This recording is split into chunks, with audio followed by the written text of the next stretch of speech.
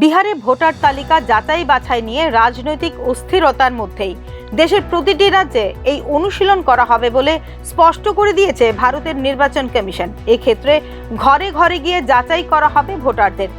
এর মাধ্যমে কোনো অভারতীয় ভোটার তালিকায় নেই তা নিশ্চিত করতে চায় ভারতের নির্বাচন কমিশন।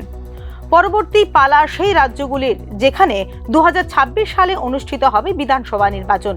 এর মধ্যে রয়েছে আসাম, পশ্চিমবঙ্গ, কেরালা, তামিলনাড়ু এবং পুদুচেরি। বিহারের নির্বাচনের পরে এই রাজ্যগুলিতে এই প্রক্রিয়া শুরু করবে নির্বাচন কমিশন।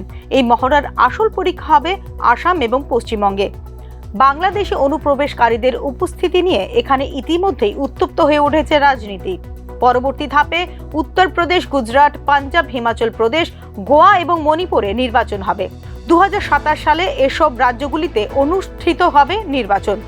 2029 সালে লোকসভা নির্বাচনের আগে সমস্ত রাজ্যের ভোটার তালিকা যাচাই বাছাই সম্পন্ন করার পরিকল্পনা রয়েছে ভারতের নির্বাচন কমিশনের। 2028-29 সালে 17টি রাজ্যে অনুষ্ঠিত হবে নির্বাচন। তবে নাগরিকত্ব নির্ধারণ করা যেহেতু রাজ্য সরকারের কাজ, কমিশনের নয়, তাই এই বিষয়টি নিয়ে প্রশ্ন তুলতে শুরু করেছে ভারতের নির্বাচন কমিশন। আধার কার্ড, রেশন কার্ডের মতো নথিগুলি স্ক্রিনিং এর জন্য বৈধ নয়, যেখানে বিহারের 90% মানুষের কাছে এগুলি রয়েছে। লক্ষ লক্ষ মানুষ অন্য রাজ্যে যান। এটি তাদের জন্য একটি বড় চ্যালেঞ্জ। এই সংক্রান্ত একটি মামলার শুনানি হবে বৃহস্পতিবার 10 জুলাই।